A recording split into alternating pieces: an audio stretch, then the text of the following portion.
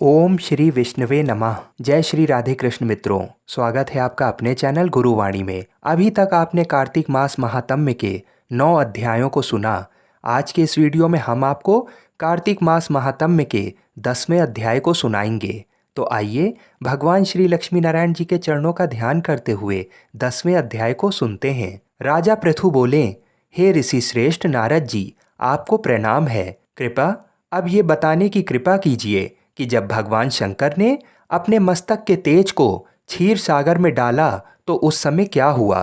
नारद जी बोले, हे राजन, जब भगवान शंकर ने अपना वह तेज क्षीर सागर में डाल दिया तो उस समय वह शीघ्र ही बालक के रूप में प्रकट हुआ। संगम पर बैठकर संसार को भय देने वाला रुदन करने लगा।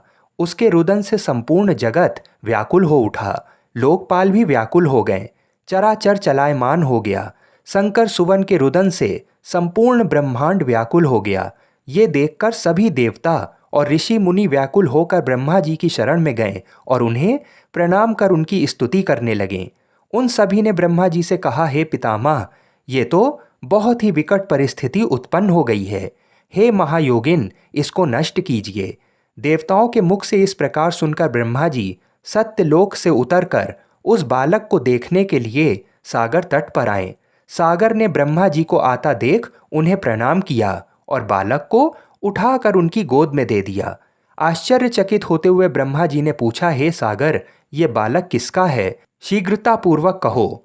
सागर विनम्रतापूर्वक बोला, प्रभु, ये तो मुझे ज्ञात नहीं है, परंतु मैं इतना अवश्य जानता हूँ कि ये गंगा सागर के संगम पर प्रकट हुआ है। इसलिए हे जगत गुरु, आप इस बालक का जात कर्म आदि संस्कार करके इसका जातक फल बताइए। नारद जी राजा पृथु से बोले, सागर ब्रह्मा जी के गले में हाथ डालकर बार बार उनका आकर्षण कर रहा था। फिर तो उसने ब्रह्मा जी का गला इतनी जोर से पकड़ा कि उससे पीड़ित होकर ब्रह्मा जी की आंखों से अश्रु टपकने लगे। ब्रह्मा जी ने अपने दोनों हाथों का जोर लगाकर किसी प्रकार सागर से अपना गला छुड़वाया और सागर से कहा, हे सागर, सुनो, मैं तुम्हारे इस पुत्र का जातक फल कहता हूँ।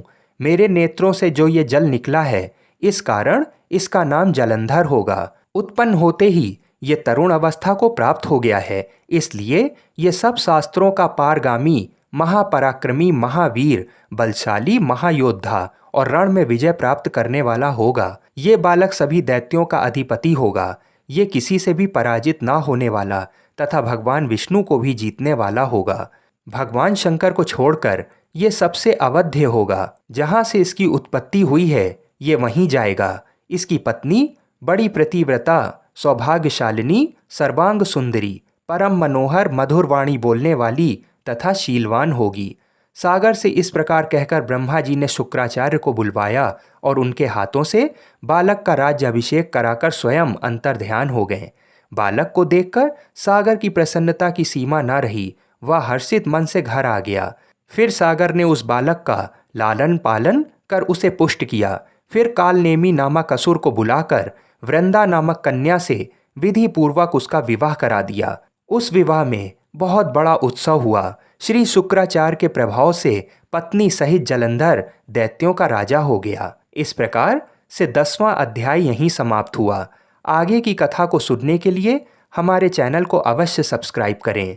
अगले वीडियो में हम आपको आगे का 11वां अध्याय सुनाएंगे। बोलिए श्री लक्ष्मी नारायण भगवान की जय।